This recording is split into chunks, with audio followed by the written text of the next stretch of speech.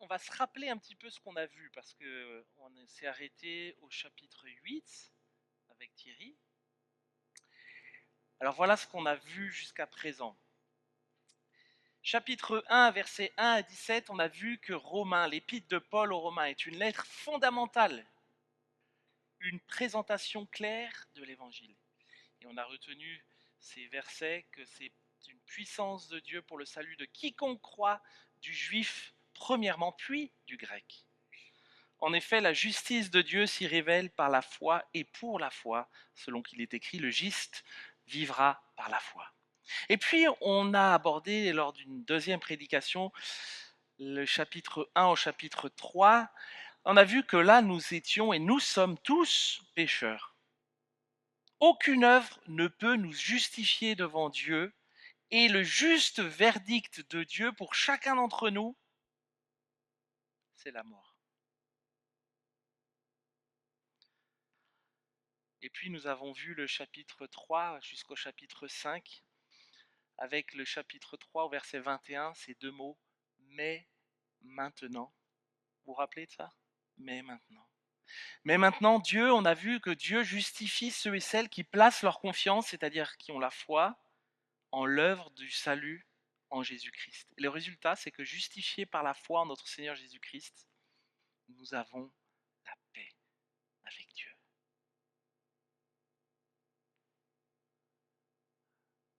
Et puis on a continué la semaine dernière au chapitre 6 jusqu'au chapitre 8, et on a vu que Dieu transforme ceux qu'il a justifiés. Et quand Dieu s'engage en faveur de quelqu'un, il n'y a rien qui peut venir contrecarrer les projets de Dieu. Romains 8, versets 38 et 39.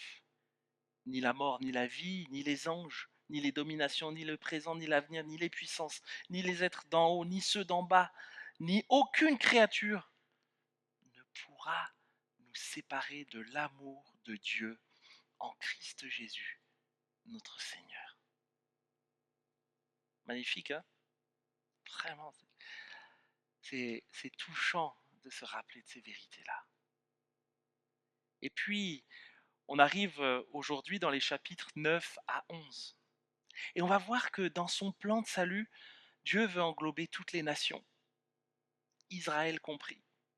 Une réalité pas toujours simple pour les chrétiens de l'Église de Rome qui sont composés de juifs et de non-juifs et qui les deux ont découvert l'évangile de Dieu et qui ont décidé par la foi de placer leur confiance en l'œuvre de Jésus-Christ. Dans les chapitres 9 à 11 que nous allons balayer aujourd'hui, Paul veut nous montrer que même si certains dans le peuple d'Israël sont encore aujourd'hui endurcis à Dieu, Dieu sauve ceux à qui il fait miséricorde, juifs et non-juifs. Et il veut nous montrer qu'à la fin, Dieu tiendra sa promesse et il sauvera Israël. On va lire Romains 9, versets 1 à 13 pour commencer ce matin. Je vais prier. Mon Dieu, mon Père, merci pour ta parole que tu nous as laissée. Oui, elle est la vérité et je te prie que tu nous aides à saisir ces vérités pour nos vies. Donne-moi de pouvoir la retransmettre d'une façon fidèle à ce que tu nous as voulu nous la laisser et la laisser au premier destinataire de cette lettre. Donne-nous de la comprendre et de l'appliquer chacun à nos vies. Nous te le demandons au nom de Jésus. Amen. Romains 9, versets 1 à 13. Je dis la vérité en Christ. Je ne mens pas. Ma conscience m'en rend témoignage par le Saint-Esprit. C'est Paul qui parle et qui dit « J'ai une grande tristesse et un chagrin continuel dans le cœur, car je souhaiterais être moi-même anathème et séparé du Christ pour mes frères, c'est-à-dire les Juifs, mes parents selon la chair, qui sont les Israélites, à qui appartiennent l'adoption, la gloire, les alliances, la loi, le culte, les promesses, les patriarches, et de qui est issu selon la chair le Christ, qui est au-dessus de toute chose, Dieu béni éternellement. Amen. »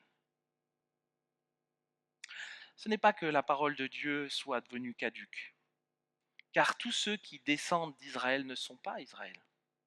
Parce qu'ils sont la descendance d'Abraham, tous ne sont pas ses enfants. Mais il est dit en Isaac, tu auras une descendance appelée de ton nom. C'est-à-dire, ce ne sont pas les enfants de la chair qui sont les enfants de Dieu, mais ce sont les enfants de la promesse qui sont comptés comme descendance. Voici en effet la parole de la promesse. À cette même époque, je viendrai et Sarah aura un fils. Bien plus, il en fut ainsi de Rebecca qui conçut seulement d'Isaac notre père, car les enfants n'étaient pas encore nés et ils n'avaient fait ni bien ni mal pourtant, afin que le dessein de Dieu demeure selon l'élection qui dépend non des œuvres, mais de celui qui appelle. Il fut dit à Rebecca, l'aîné sera asservi au plus jeune, selon qu'il est écrit, j'ai aimé Jacob et j'ai haï Ésaü. Dans les 5 premiers versets qui se terminent par ce Amen, Paul nous expose son souci pour le salut du peuple juif. Oui, Paul était juif, il avait double nationalité, hein, juif et romain. Juif, mais aussi romain de naissance, un privilège à cette époque qui était adressé à tous les habitants de Tarse. Tous ceux qui naissaient à Tarse héritaient de cette nationalité, double nationalité romaine. Et avant même de nous parler de l'endurcissement du peuple, de son refus de Dieu, le peuple d'Israël, Paul s'empresse de vouloir nous dire que non, Dieu n'a jamais failli dans son projet de rédemption du peuple juif par Jésus-Christ. C'est pour ça qu'il nous dit non, ça n'est pas que la parole de Dieu soit devenue caduque. Et l'on peut légitimement se poser plusieurs questions, plusieurs pourquoi. Pourquoi est-ce que ce peuple d'Israël s'est endurci? Pourquoi Israël, qui a eu accès à tous les écrits sacrés de Moïse, a refusé Dieu? Pourquoi ce peuple d'Israël qui a vu une mer s'ouvrir en deux, une libération spectaculaire de l'esclavage de l'Égypte, finit encore par refuser Dieu? Pourquoi Israël qui a eu accès, vous vous rendez compte le nombre de prophètes qu'il y a et qu'on lit encore dans nos Bibles, qui a accès au temple unique, aux rois, des rois comme David, Salomon, Josias, qui ont été quand même des bons rois, qui ont fait de grandes choses au service de Dieu. Pourquoi ce peuple refuse encore Dieu? Pourquoi ce peuple, dans sa majorité, refuse encore aujourd'hui de reconnaître Jésus, Christ, Fils de Dieu, comme le Messie promis, le Fils de Dieu? Pourquoi? Et Paul de répondre. Paul de répondre, car tous ceux qui descendent d'Israël ne sont pas Israël. Parce qu'ils sont de la descendance d'Abraham, tous ne sont pas ses enfants. Mais il est dit en Isaac, tu auras une descendance appelée de ton nom, c'est-à-dire ce ne sont pas les enfants de la chair qui sont enfants de Dieu, mais ce sont les enfants de la promesse qui sont comptés comme descendance. L'affirmation de Paul est surprenante. Tous ceux qui descendent d'Israël ne sont pas Israël. Qui nous laisse finalement comprendre que tout Israël n'est pas Israël. C'est bizarre, hein, En fait, ce que Paul veut dire, c'est que, vous savez, il y a Israël et Israël. C'est un peu comme on dit, il y a restaurant et restaurant. Il y a voiture et voiture. Enfin, il y a maison et maison. Hein. Vous voyez ce que je veux dire? Paul veut illustrer un peu son propos et il va prendre l'exemple de l'histoire d'Abraham et de Sarah. Et s'il prend cet exemple-là, c'est que les premiers lecteurs à Rome, qui étaient majoritairement d'origine juive quand même, connaissaient très bien cette histoire de Abraham et Sarah. Dieu avait promis à Abraham une descendance, 1800 ans à peu près avant la naissance de Jésus. Alors qu'Abraham et sa femme Sarah étaient âgés, n'avaient pas d'enfants, et il n'y a rien qui venait. Et Sarah, sa femme, a eu l'idée qu'Abraham puisse avoir un enfant avec l'une de leurs servantes. Ismaël est né, l'enfant de la chair, nous dit Paul.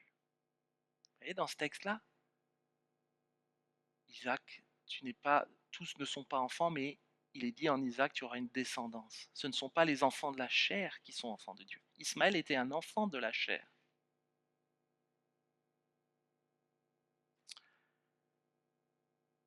L'enfant de la promesse, Isaac, lui, il est venu 14 ans plus tard, conformément à la promesse de Dieu.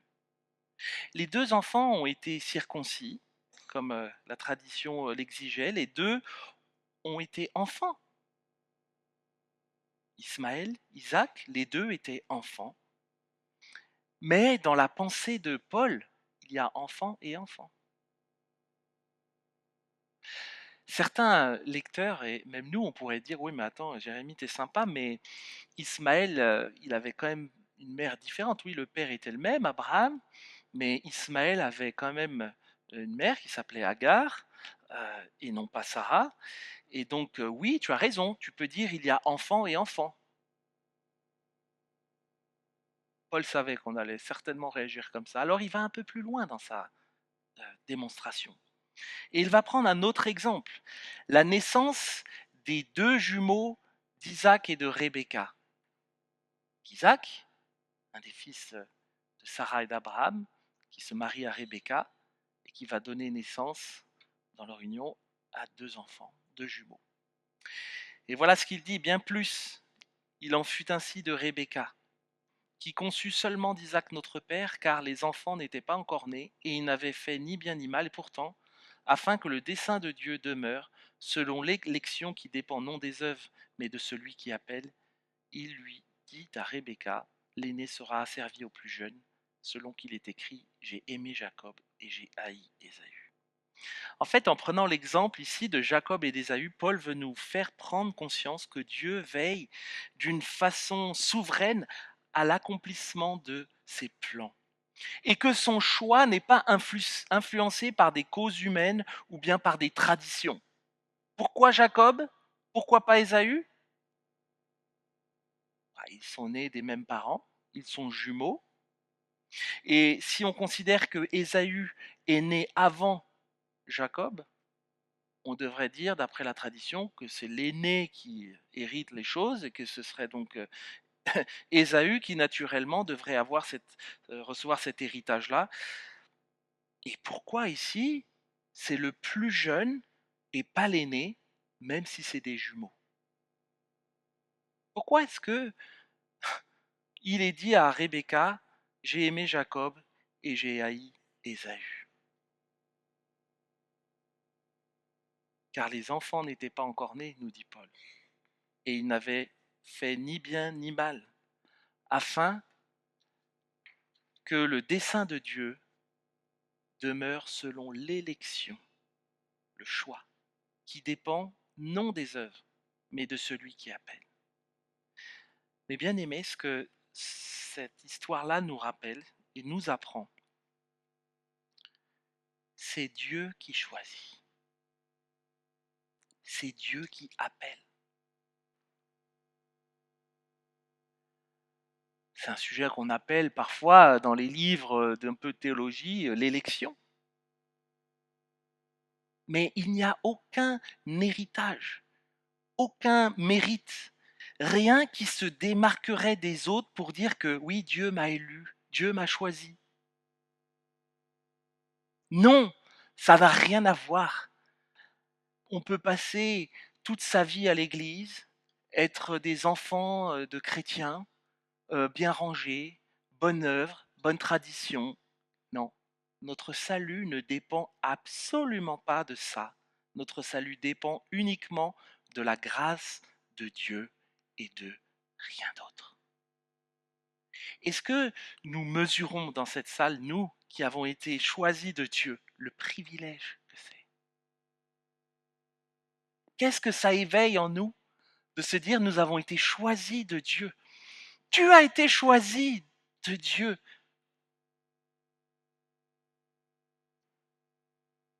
Quel privilège! Quel privilège! Et peut-être que certains pourraient se dire, oui, mais pourquoi lui et pas un autre? Paul savait qu'on allait peut-être réagir un peu comme ça. Que dirions-nous, dit-il? Y a-t-il en Dieu de la justice? Verset 14. Certes non. Car il dit à Moïse, je ferai miséricorde à qui je ferai miséricorde. Et j'aurai compassion de qui j'aurai compassion. Ainsi cela ne dépend ni de celui qui veut, ni de celui qui court, mais de Dieu qui fait miséricorde. Car l'Écriture dit à Pharaon, je t'ai suscité tout exprès pour montrer en toi ma puissance et pour que mon nom soit publié par toute la terre. Ainsi, Dieu fait miséricorde à qui il veut et il endurcit qui il veut. Et là, on pourrait se dire, mais tu me diras donc, qu'a-t-il encore à blâmer, car qui résiste à sa volonté? Toi plutôt, qui es-tu pour discuter avec Dieu? Mes bien-aimés, Dieu fait miséricorde à qui il veut et il endurcit qui il veut. C'est-à-dire que Dieu, le terme endurcir, ça ne veut pas dire qu'il va créer quelque chose de particulier dans le cœur de la personne, non. Mais Dieu, quand la Bible parle d'endurcissement, là, c'est tout simplement que nos cœurs, à cause des conséquences de la chute dans nos vies, nos cœurs sont tout simplement livrés à eux-mêmes. Des cœurs qui sont naturellement des cœurs de pierre. On n'a rien besoin de faire pour ça. On est avec, tous. Des cœurs qui sont éloignés, séparés de Dieu. Quand on parle d'endurcissement dans la Bible, le Pharaon qui est resté endurci face aux requêtes de Moïse pour la libération du peuple de Dieu, c'est pas que Dieu a mis quelque chose de particulier dans son cœur, il l'avait déjà. Il l'a laissé à lui-même. Et une question que nous pourrions légitimement nous poser. Pourquoi lui? Pourquoi pas lui? Pourquoi elle? Pourquoi pas elle? Seigneur, et Paul de nous répondre, qui sommes-nous pour discuter avec Dieu?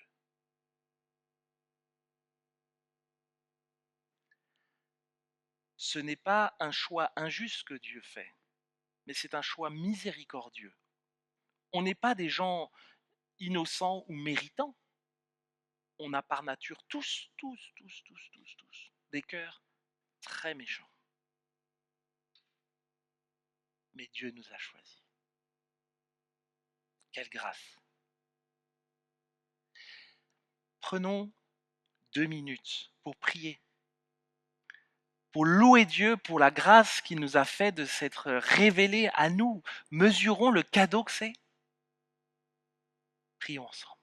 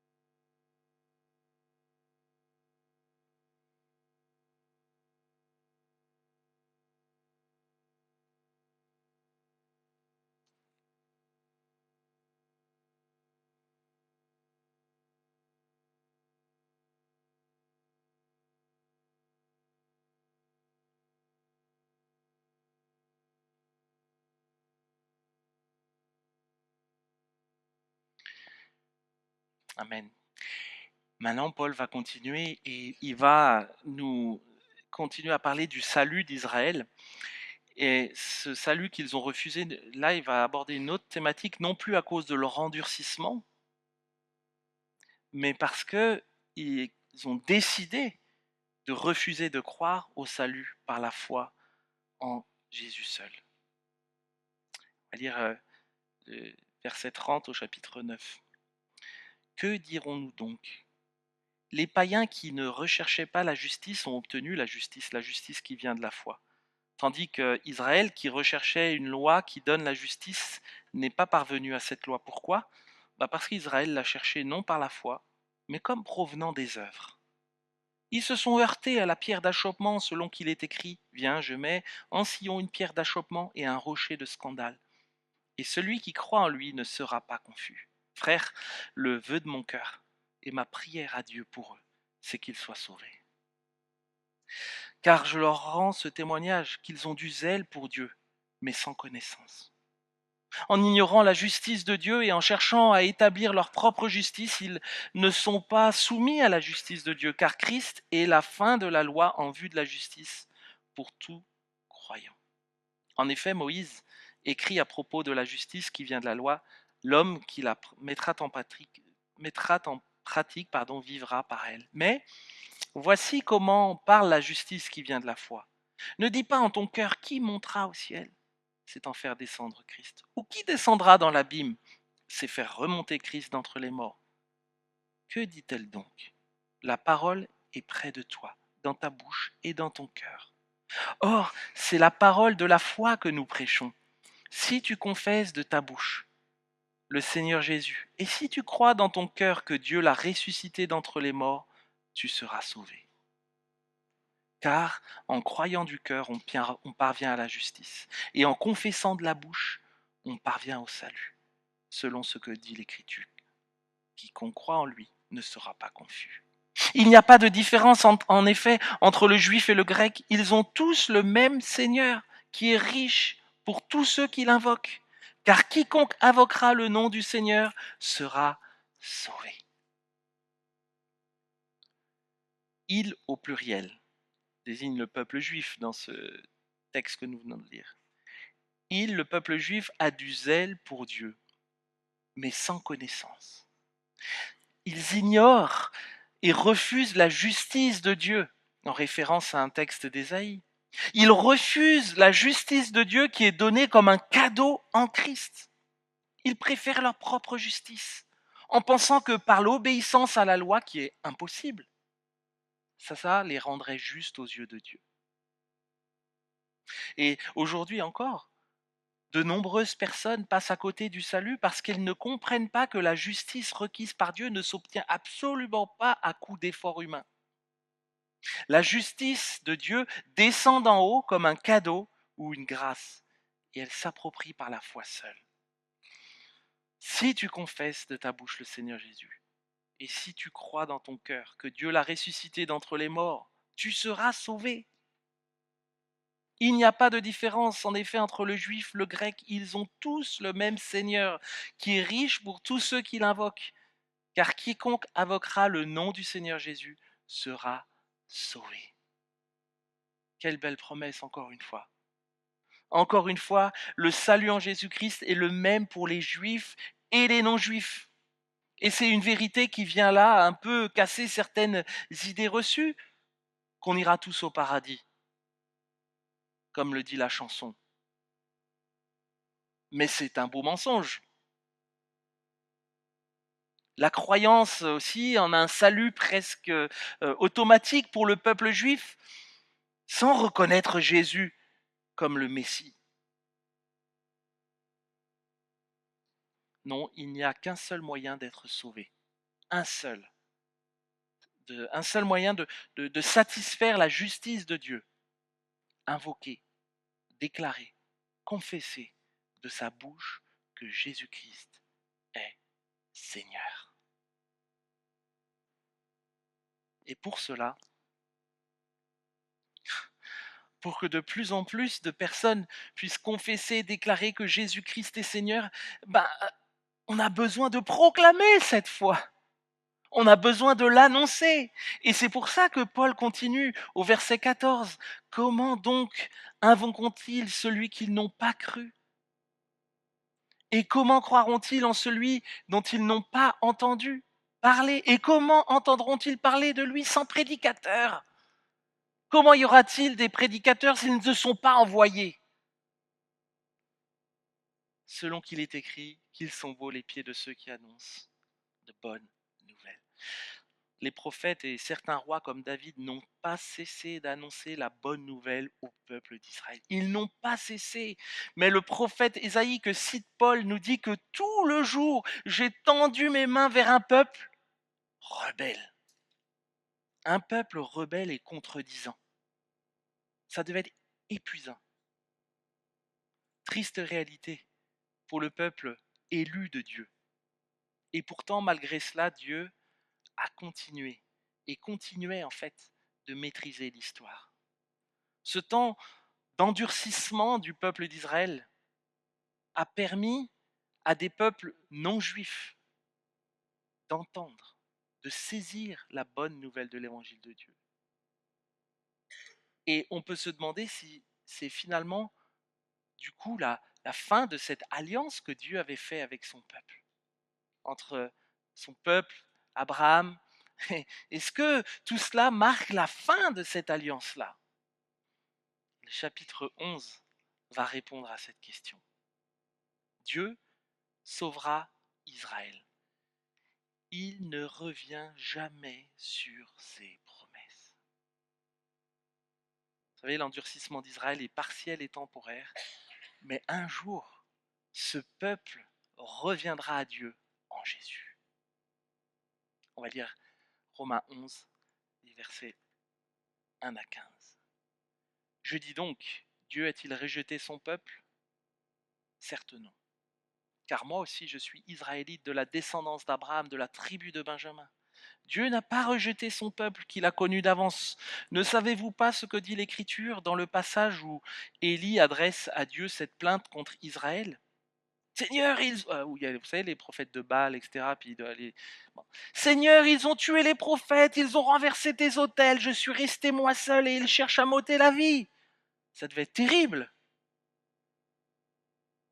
Mais quelle est la réponse divine? C'est-à-dire, quelle est la réponse de Dieu? Je me suis réservé 7000 hommes qui n'ont pas fléchi le genou devant Baal. De même, aussi, dans le temps présent, il y a un reste selon l'élection de la grâce. Or, si c'est par grâce, ce n'est plus par les œuvres. Autrement, la grâce n'est plus une grâce. Et si c'est par les œuvres, ce n'est plus une grâce. Autrement, l'œuvre n'est plus une œuvre. Quoi donc? Ce qu'Israël cherche, il ne l'a pas obtenu. Mais les élus l'ont obtenu. Les autres ont été endurcis, selon qu'il est écrit. Dieu leur a donné un esprit d'assoupissement, des yeux pour ne pas voir et des oreilles pour ne pas entendre, jusqu'à ce jour. Et David dit que leur table soit pour eux un piège, un filet, une occasion de chute et une rétribution, que leurs yeux soient obscurcis pour ne pas voir, et tient continuellement leur dos courbé. Je dis donc, ont-ils trébuché afin de tomber? Certes non. Mais par leur chute, le salut a été donné aux païens. C'est-à-dire à nous, les amis, réalisons ça. Afin de provoquer leur jalousie. Or, si leur chute a été la richesse du monde et leur défaite la richesse des païens, combien plus en sera-t-il ainsi de leur complet relèvement? Je vous le dis à vous, païens, en tant qu'apôtre des païens, moi je glorifie mon ministère afin que, s'il est possible, de provoquer la jalousie parmi ceux de ma race et d'en sauver quelques-uns. Car si leur mise à l'écart a été la réconciliation du monde, que sera leur réintégration sinon une vie d'entre les morts? Une nouvelle fois, Paul nous rappelle que l'endurcissement du peuple d'Israël, leur chute, a permis à ce que l'évangile de Dieu puisse atteindre toutes les nations, puisse nous atteindre à nous aujourd'hui. Est-ce qu'on réalise ça? Tout ce qui s'est passé, Dieu l'avait prévu. Il n'y a aucun hasard là-dedans.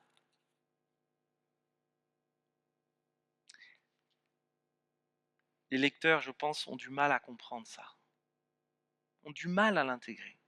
Et Paul va donner, dans un souci, je pense, de pédagogie, une illustration pour les aider à saisir les vérités qu'il est en train de leur communiquer.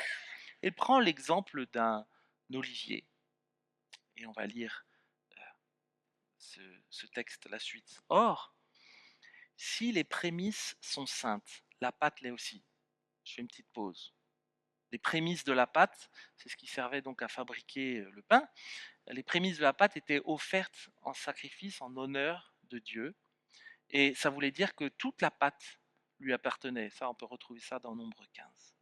Or, si les prémices sont saintes, la pâte l'est aussi. Tout appartient à Dieu. Et si la racine est sainte, les branches le sont aussi. Là, il parle des branches d'un olivier, un symbole pour la nation d'Israël, cet arbre-là.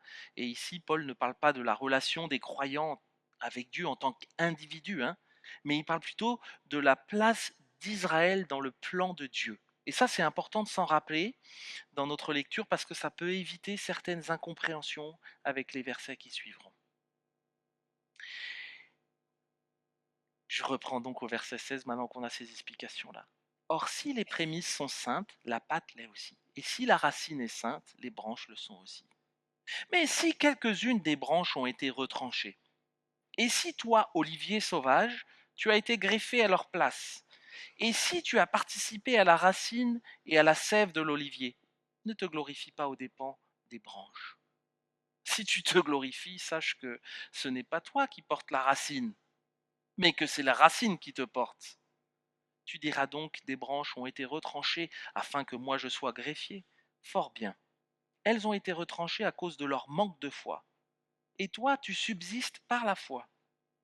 N'aie pas de pensée hautaine, mais de la crainte. Car si Dieu n'a pas épargné les branches naturelles, il ne t'épargnera pas non plus. Considère donc la bonté et la sévérité de Dieu. Sévérité envers ceux qui sont tombés, et bonté de Dieu envers toi, si tu demeures dans cette bonté. Autrement, toi aussi, tu seras retranché. Eux de même, s'ils ne demeurent pas dans l'incrédulité, ils seront greffés, car Dieu est puissant pour les greffer de nouveau. Si toi tu as été coupé de l'olivier naturellement sauvage, et contrairement à ta nature greffé sur l'olivier franc, à plus forte raison, eux seront-ils greffés selon leur nature sur leur propre olivier. Car je ne veux pas, frères, que vous ignoriez ce mystère, afin que vous ne vous regardiez pas comme sages. Il y a endurcissement partiel d'Israël, jusqu'à ce que la totalité des païens soit entrée. Et ainsi tout Israël sera sauvé. Qu'il est écrit, le libérateur viendra de Sion. Il détournera de Jacob les impiétés. Telle sera mon alliance avec eux, lorsque j'ôterai leurs péchés.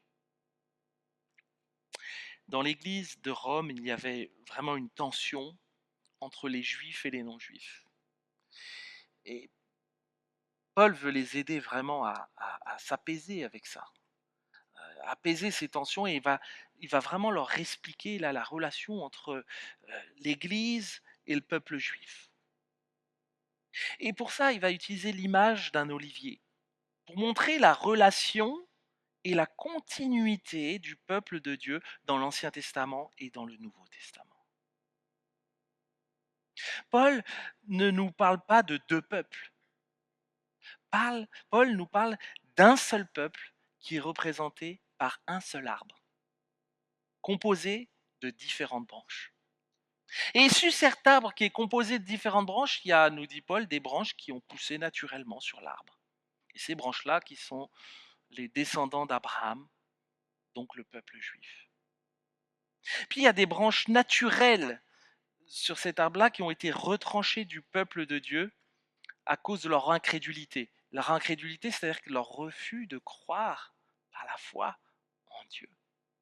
Ces personnes faisaient partie du peuple de Dieu en tant que nation, mais leur refus de croire en la promesse, croire en Jésus comme le Messie que les prophètes annonçaient, a eu comme conséquence leur perte. Ils ont été retranchés de l'olivier, nous dit Paul.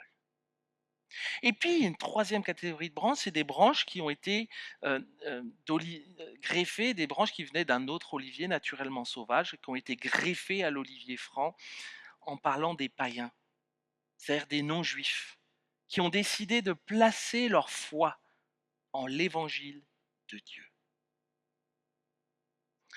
Paul parle du peuple d'Israël. Il parle des non-juifs qui se convertissent à l'évangile de Dieu et qui forment l'Église. Et on pourrait se poser la question, mais quelle relation y a-t-il entre le peuple d'Israël et l'Église? Est-ce que l'Église vient se substituer au peuple d'Israël? Qu'est-ce que nous dit ce texte sur cette question-là? Eh bien, la réponse est très claire. Non, l'Église ne remplace pas le peuple d'Israël de l'Ancien Testament. Au contraire, l'Église vient s'intégrer au peuple de Dieu en tant qu'Israël spirituel, qui tire ses racines depuis Abraham. Les non-juifs qui entendent la bonne nouvelle de l'évangile de Dieu et qui décident d'y croire par la foi sont intégrés par grâce à cet olivier qu'est le peuple de Dieu. Paul, vous savez, ne considère pas la naissance de l'Église dans le livre des Actes comme un bûcheron qui est venu, puis qui a coupé l'arbre, et puis qui en a replanté un, et puis qui a recommencé. Pas du tout. Depuis l'alliance de Dieu avec Abraham et jusqu'au retour de Jésus-Christ, le peuple de Dieu est un. Il n'y a pas deux peuples qui marchent en parallèle, avec d'un côté le peuple d'Israël et de l'autre l'Église. Tout au long de l'histoire, il y a eu un seul peuple de Dieu auquel ont été intégrés des non-juifs, auquel nous avons été intégrés, parce que nous avons décidé de nous tourner vers Dieu par la repentance et la foi. Alliance de Dieu avec Abraham, nouvelle alliance en Jésus, naissance de l'Église. On pourrait se dire que Dieu s'est trompé avec le peuple d'Israël, encore une fois. Mais Paul veut nous rappeler que Dieu n'en a pas terminé avec Israël en tant que nation. Regardez un peu plus loin. Car je ne veux pas, frères, que vous ignorez ce mystère, afin que vous ne vous regardiez pas comme sages. En gros, vous la pétez pas. Hein. Il n'y a aucune raison de se vanter là. Il y a endurcissement partiel d'Israël jusqu'à ce que la totalité des païens soit entrée, et ainsi tout Israël sera sauvé selon qu'il est écrit. Le libérateur viendra de Sion, il détournera de Jacob ses impiétés, et telle sera mon alliance avec eux, lorsque j'ôterai leurs péchés. Totalité des païens, c'est-à-dire l'ensemble des païens élus, vous vous rappelez le chapitre 9 qu'on a vu? Donc c'est l'ensemble des païens élus, choisis par Dieu, un appel pour nous, pour notre salut, qui, Paul nous dit, qui est irrévocable.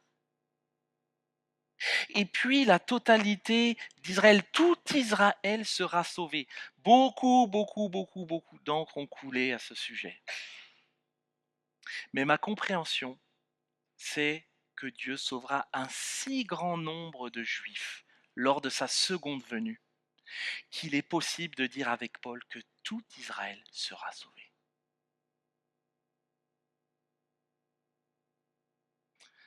Comment le salut d'Israël prendra-t-il forme? Franchement, Paul s'y intéresse que très peu. Et en revanche, Paul est très clair sur la personne qui va opérer ce salut de libération pour Israël. Verset 26, le libérateur viendra de Sion.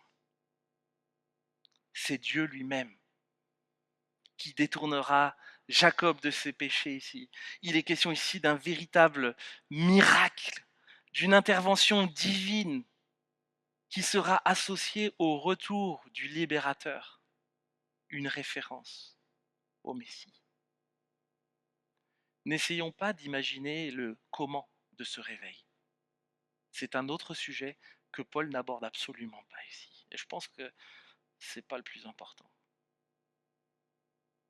Dieu a choisi le peuple d'Israël en tant que nation, afin que les autres peuples puissent être sauvés. Rappelez-vous de la promesse que Dieu a faite à Abraham. En Genèse 12, toutes les familles de la terre seront bénies en toi. Et cela s'est réalisé pour nous aujourd'hui et se réalisera prochainement pour le peuple juif. C'est pour ça que sans parler d'idées politiques, de soutien financier, de machin, de guerre, tout non. Mais j'estime dans mon cœur avoir une certaine forme de redevabilité, de compassion dans la prière pour ce peuple. Pour tous les peuples, bien sûr, mais aussi pour ce peuple, par qui notre salut est arrivé. Je prie que le Seigneur en sauve, comme dit Paul, encore quelques-uns. Tout ce que Paul pouvait faire après avoir contemplé le magnifique plan de Dieu pour le salut des Juifs et des autres nations, c'était de chanter un hymne. Et on va se lever pour le lire. Levons-nous pour lire les versets 33 jusqu'au verset 35. Et on va le lire tous ensemble. Alors je sais qu'on a des traductions différentes, mais c'est pas grave. Ô profondeur de la richesse, de la sagesse et de la connaissance de Dieu, que ses jugements sont insondables et ses voies incompréhensibles. En effet, qui a connu la pensée du Seigneur? Ou qui a été son conseiller? Qui lui a donné le premier pour qu'il ait à recevoir en retour? Tout est de lui, par lui et pour lui. À lui la gloire dans tous les siècles. Amen. Tout est de lui, par lui et pour lui. À lui la gloire dans tous les siècles. Amen.